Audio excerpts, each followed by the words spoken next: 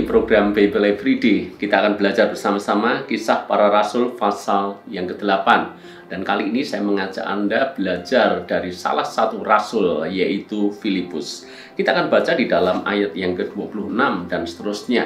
Kita lihat bagaimana Filipus di dalam pelayanannya dan bagaimana Filipus bisa menghasilkan banyak buah di dalam pekabaran Injil yang dia lakukan. Ayat 26, kemudian berkatalah seorang malaikat Tuhan kepada Filipus, katanya, bangunlah dan berangkatlah ke sebelah selatan menurut jalan yang turun dari Yerusalem ke Gaza. Jalan itu jalan yang sunyi. Lalu berangkatlah. Filipus adalah seorang Ethiopia, seorang sida-sida, pembesar dan kepala perbendaraan Sri Kandake, Ratu Negeri Ethiopia yang pergi ke Yerusalem untuk beribadah.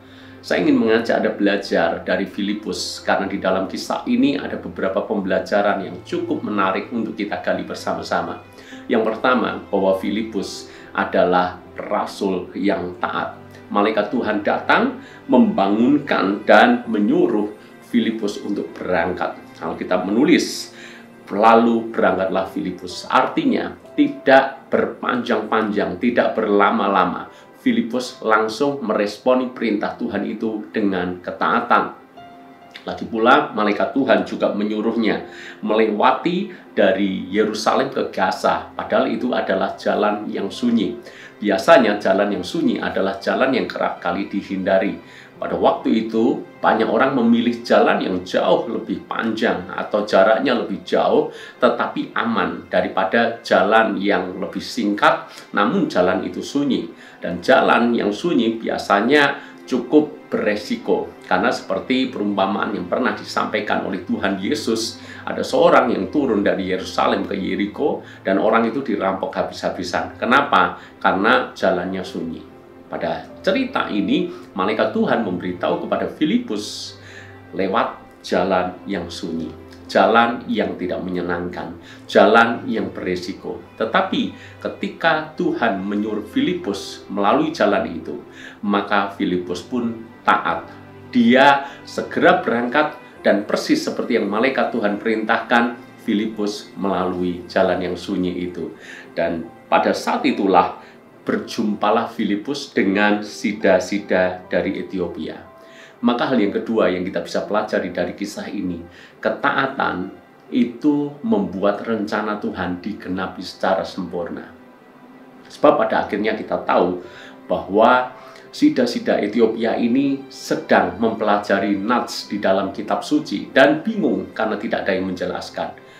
Filipus yang melihat akan hal itu menawarkan diri untuk menjelaskan apa yang sedang dibacanya. Sehingga kita lihat cerita selanjutnya bahwa akhirnya sida-sida Ethiopia ini memutuskan untuk bertobat, bahkan dibaptis. Jadi hal yang kedua yang kita perlu pelajari, perlu kita ingat adalah ketaatan membuat rencana Tuhan digenapi secara sempurna. Coba bayangkan seandainya Filipus berlama-lama, Filipus menunda-nunda, Filipus tidak segera berangkat. Saya yakin Filipus tidak akan berjumpa dengan sida-sida Ethiopia ini. Seandainya Filipus mengambil jalan menurut apa yang dia suka, tidak mengikuti perintah daripada malaikat Tuhan itu untuk mengambil jalan yang sunyi, maka kemungkinan besar dan bisa dipastikan Filipus tidak akan bertemu dengan sida-sida Ethiopia. Dan kalau tidak bertemu dengan sida-sida Ethiopia ini, maka pekabaran Injil tidak sampai kepada sida-sida ini. Dan kalau tidak sampai, maka Injil tidak akan tersebar di Ethiopia sana. Jadi kita bisa melihat di sini bahwa semua runtutan cerita, kalau Tuhan memang sudah suruh, maka yang kita lakukan adalah meresponi dengan ketaatan. Ketika kita taat, maka rencana Tuhan tergenapi dengan sempurna. Di dalam ayat yang ke-36, sekarang kita akan lihat poin yang ketiga. Mereka melanjutkan perjalanan mereka dan tiba di suatu tempat yang ada air. Lalu kata sida-sida itu, lihat di situ ada air.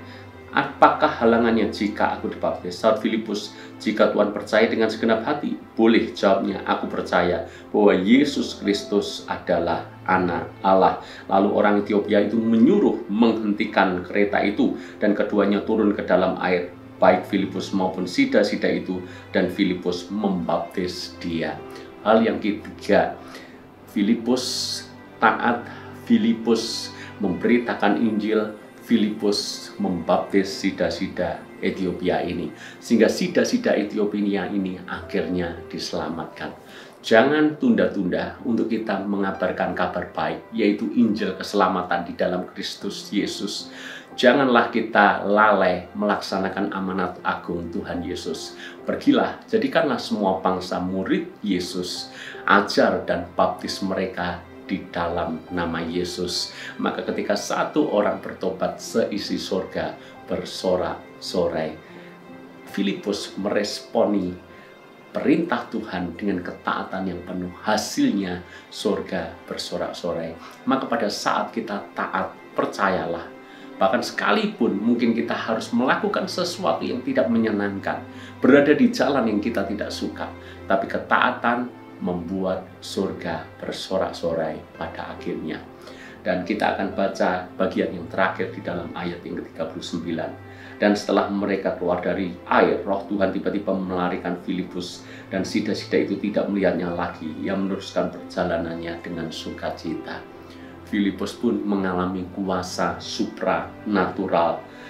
Tuhan bisa melarikan Filipus dengan begitu cepat, dengan begitu tiba-tiba, sampai-sampai orang-orang yang ada di sekitar Filipus, termasuk sida-sida Ethiopia ini, sudah tidak bisa melihatnya lagi. Berarti berita Injil yang disampaikan Filipus, baptisan yang dilakukan Filipus diteguhkan karena kuasa supranatural menyertai Filipus. Sida-sida Ethiopia ini semakin yakin bahwa hamba Tuhan yang penuh dengan kuasa ini memang mengajarkan yang benar, bahwa Injil keselamatan hanya di dalam Kristus Yesus. Memang tidak ditulis di dalam Alkitab, tapi saya yakin sida-sida Ethiopia ini akan pulang ke negerinya dan menceritakan kemana-mana, minimal kepada keluarganya, minimal pada keluarga kerajaan, bahwa Yesus Kristus itu Tuhan. Saya berdoa kisah ini menjadi berkat buat Anda semuanya. Tuhan memberkati.